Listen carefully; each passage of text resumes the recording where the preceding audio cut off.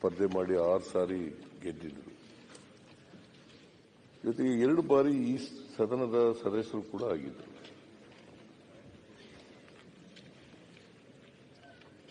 ರಾಜ್ಯದಲ್ಲಿ ಕಂದಾಯ ಸಚಿವರು ಕೂಡ ಆಗಿದ್ದರು. ಕೇಂದ್ರದಲ್ಲೂ ಮಂತ್ರಿಯಾಗಿದ್ದರು.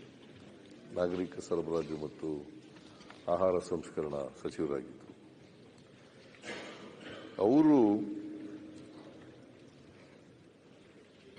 ಅಂಬೇಡ್ಕರ್ ವಿಚಾರಗಳಲ್ಲಿ ಬಹಳ ನಂಬಿಕೆಯನ್ನ ಬದ್ಧತೆಯನ್ನ ಇಟ್ಕೊಂಡಿದ್ದಂತ ರಾಜಕಾರಣಿ. ಮತ್ತೆ ಯಾವಾಗಲೂ ಕೂಡ ಅನ್ಯಾಯದ ವಿರುದ್ಧ ಹೋರಾಟವನ್ನು ಮಾಡ್ತಾ ಇದ್ರು. ಸಮಾಜದಲ್ಲಿ ಯಾವುದೇ ಅನ್ಯಾಯ ಆಗಲಿ ಅನ್ಯಾಯದ ವಿರುದ್ಧ ಹೋರಾಟವನ್ನು ಮಾಡ್ತಾ ಇದ್ರು. ಅವರು ಸಾಮಾಜಿಕ ನ್ಯಾಯವನ್ನು ಇಡೀ ಜೀವನದುದ್ದಕ್ಕೂ ಕೂಡ ಅಳವಡಿಸಿಕೊಂಡು ಬರ್ತಕ್ಕಂಥ ಪ್ರಯತ್ನವನ್ನು ಮಾಡ್ತಾ ಇದ್ರು. ಅವರು ಇತ್ತೀಚೆಗೆ ಒಂದು ದೊಡ್ಡ ಸಮಾರಂಭವನ್ನು ಕೂಡ ಮಾಡ್ಕೊಂಡಿದ್ರು. 50 ವರ್ಷದ ಅವರ ರಾಜಕೀಯ ಜೀವನ. ಮತ್ತೆ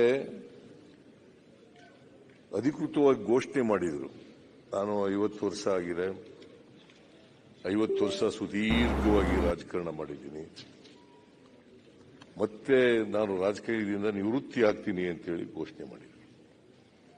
ಅಷ್ಟೇ ಅಲ್ಲ, 2000 ಸೀತಾರಾಮ್ಗೆ ಸ್ವಾಗತ. ನಾನು ನಿಧಿ ರಾಠೋಡ್. ವಿಶೇಷ ವಿಮರ್ಶೆ ಕಾರ್ಯಕ್ರಮಕ್ಕೂ ಮುನ್ನ ಮೊದಲಿಗೆ ಕ್ವಿಕ್ ಲುಕ್ ಅನ್ನು ಕೂಡ ಚುನಾವಣಾ ಪ್ರಚಾರ ಮಾಡಲ್ಲ.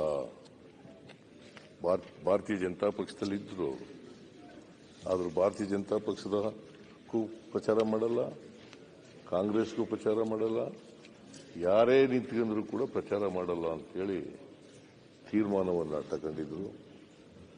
ಅವರು ನಮ್ಮನ್ನ ಅಗಲಿದ್ದಾರೆ ಇತ್ತೀಚೆಗೆ. ಅವರ ಆತ್ಮಕ್ಕೆ ಚಿರಶಾಂತಿ ದೊರಕಲಿ ಅಂತೇಳಿ ನಾನು, ಅವರು ಕಾಂಗ್ರೆಸ್ನಲ್ಲೂ ಇದ್ರು, ಬಿಜೆಪಿನಲ್ಲೂ ಇದ್ರು. ಆಮೇಲೆ ಯಾವುದೋ ಪಾರ್ಟಿ ಅದು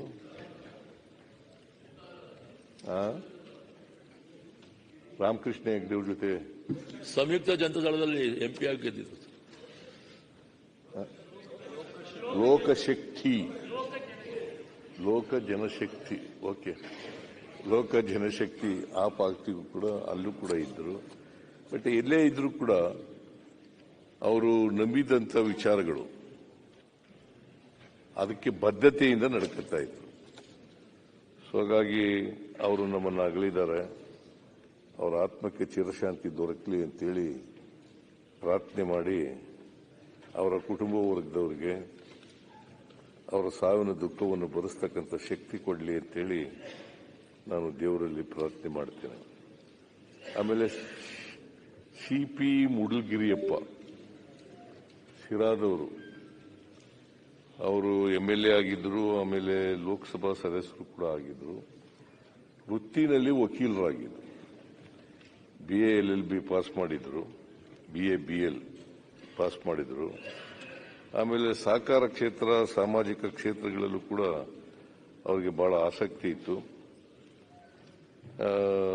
3 ಬಾರಿ ಒಮ್ಮೆ ವಿಧಾನಸಭೆ, ಇನ್ನೊಂದು 3 ಬಾರಿ ಲೋಕಸಭೆ ಪ್ರವೇಶ ಮಾಡಿದ್ರು. ಅವರು ಅಲ್ಲಿ ಸಾರ್ವಜನಿಕವಾಗಿ ಅನೇಕ ವಿಚಾರಗಳ ಬಗ್ಗೆ ಮಂಡಿಸಿ ಮಾತನಾಡ್ತಕ್ಕಂಥ ಕೆಲಸವನ್ನು ಮಾಡಿದರು. ಆಮೇಲೆ MP ಕೇಶವಮೂರ್ತಿ, ಇವರು ಮಾಜಿ ಸಚಿವರು, ಆನೇಕಲ್ ಕ್ಷೇತ್ರದಿಂದ ಆಯ್ಕೆಯಾಗಿದ್ದರು. ವೃತ್ತಿನಲ್ಲಿ ವಕೀಲರು. ಆಮೇಲೆ ಸ್ಟೇಟ್ ಬ್ಯಾಂಕ್ ಆಫ್ ಮೈಸೂರಿನ ನಿರ್ದೇಶಕರಾಗಿ ಕೂಡ ಸೇವೆ ಸಲ್ಲಿಸಿದರು. ಆಮೇಲೆ ನೀರಾವರಿ ಸಚಿವರಾಗಿ, ಸಣ್ಣ ಅರಣ್ಯ ಮತ್ತು ಸಣ್ಣ ನೀರಾವರಿ ಸಚಿವರಾಗಿ ಕೆಲಸ ಮಾಡಿದ್ರು. ಮತ್ತೆ ನೀರಾವರಿ ಸಚಿವರಾಗಿದ್ದಾಗ ಅನೇಕ ಹಳ್ಳಿ ಗ್ರಾಮಗಳಿಗೆ ಕುಡಿಯುವ ನೀರನ್ನು ಒದಗಿಸಿಕೊಡ್ತಕ್ಕಂಥ ಕೆಲಸವನ್ನು ಮಾಡಿದ್ರು. ಸೊ ಅವರನ್ನ ಇವತ್ತು ನಾವು ಸ್ಮರಿಸ್ಕೋತೀವಿ. ಅವರನ್ನು ಕೂಡ ನಮ್ಮನ್ನ ಅಗಲಿದ್ದಾರೆ. ವಸಂತ ಬಂಗೇರ, ಇವರು ಮಾಜಿ ಸದಸ್ಯರು ಬೆಳ್ತಂಗಡಿ ಕ್ಷೇತ್ರದಿಂದ ಆಯ್ಕೆಯಾಗಿದ್ದರು. ನಾನು ವಸಂತ್ ಬಂಗೇರ್ ಅವರು ಒಟ್ಟಿಗೆ ಈ ಸದನಕ್ಕೆ ಬಂದಂಥವರು 83